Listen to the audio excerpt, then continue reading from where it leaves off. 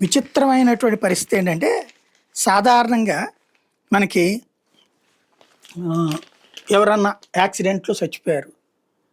లేదు ఎవరన్నా అన్యాయంగా చావుకి కారణమైతే, కారణమైన నిందితుల్ని అరెస్ట్ చేయండి అంటాం.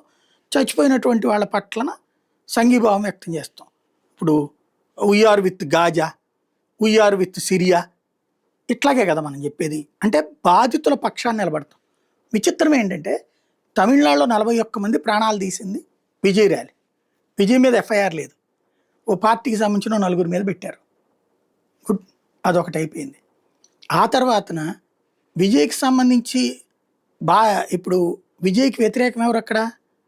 ద్రవిడ మున్నేట్ర కజగం డిఎంకే ప్రభుత్వం అక్కడ అధికారంలో ఉంది. కాంగ్రెస్ దేంట్లో భాగస్వామిగా ఉంది? ఆ డిఎంకే కూటమిలో భాగస్వామి. ప్రభుత్వంలో భాగస్వామి ఇవ్వలేదు అనుకోండి స్టాలిన్, డిఎంకే కూటమిలో భాగస్వామి. అట్లాగే జాతీయ స్థాయిలో కాంగ్రెస్ కూటమిలో డిఎంకే భాగస్వామి. ఈ డిఎంకే విజయ్ని తిట్టిపోస్తుంది. అదే సందర్భంలో విజయ్ డిఎంకేకి వ్యతిరేకంగా నేను ప్రభుత్వాన్ని సక్రమంగా పరిపాలిస్తాను, సైద్ధాంతికంగా అయితే డిఎంకేతో నాకే విభేదాలు లేవు, నాకు సైద్ధాంతిక విభేదాలు అయితే బీజేపీతో అని చెప్తున్నాడు. ఇప్పుడు ప్రభుత్వాన్ని వ్యతిరేకిస్తున్నటువంటి విజయ్కి రాహుల్ గాంధీ ఫోన్ చేయడం ఏంటి? మద్దతు ప్రకటించడం ఏంటి? దేనికి మద్దతు? 41 మందిని చంపినందుకు మద్దత? కరెంటు తను వచ్చే టైంలో కరెంటు తీసేపిచ్చి తొక్కిసలాట జరగడానికి కారణమైనందుక?